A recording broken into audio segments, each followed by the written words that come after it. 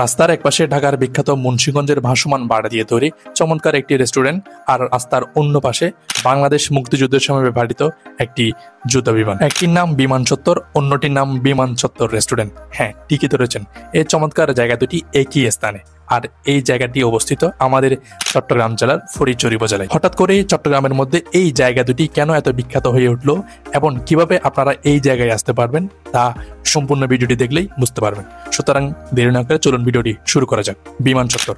Captain Abu Zafar Chowdhury ছিলেন একজন মহান মুক্তিযোদ্ধা, একজন দক্ষ পাইলট এবং একজন দক্ষ ক্যাপ্টেন। 1971 সালে মহান মুক্তিযুদ্ধের সময় গ্রুপ ক্যাপ্টেন আবু জাফর চৌধুরী দেশের স্বাধীনতার জন্য অনেক বেশি গুরুত্বপূর্ণ ভূমিকা পালন করে নিজের জীবন বাজি রেখে পাকিস্তানি হানাদার বাহিনীর বিপক্ষে তিনি বাংলাদেশ বিমান বাহিনীর পক্ষ হয়ে যুদ্ধ করেন। ওনার এই কৃতিত্বের জন্য এবং বাংলাদেশ বিমান বাহিনীতে বিভিন্ন সময় বিভিন্ন কিছুতে গুরুত্বপূর্ণ ভূমিকা রাখার কারণে বাংলাদেশ বিমান বাহিনীর পক্ষ থেকে ওনাকে এই বিমানটি উপহার হিসেবে দেওয়া হয়। সম্ভবত 2022 সাল অথবা 2023 সালে ওনার বাড়ির পাশে এই জায়গাটিতে এই বিমানটি স্থাপনা করা হয় এবং এরপর থেকে এই জায়গাটির নাম হয় হারওয়ালছড়ি বিমান চত্বর নামে। ক্রমান্বয়ে এই জায়গাটি সবার কাছে সুপরিচিত হিসেবে লাভ করে। এই বিমান চত্বরকে কেন্দ্র করেই মূলত বিমান চত্বর রেস্টুরেন্টটি তৈরি করা হয়। ঢাকার মুন্সিগঞ্জের এই বিখ্যাত ভাসমান বাড়ি বা রেডিমেড বাড়িগুলো দিয়ে এই রেস্টুরেন্টটি তৈরি।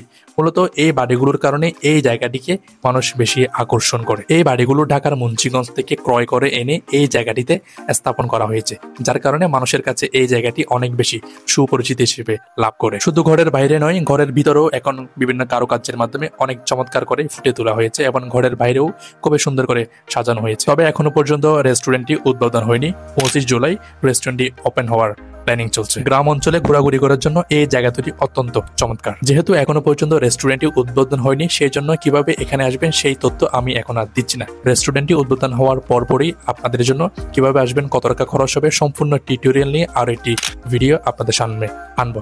সুতরাং ততক্ষণ পর্যন্ত ভালো থাকুন এবং আমার এই পেজটিকে ফলো দিয়ে রাখুন।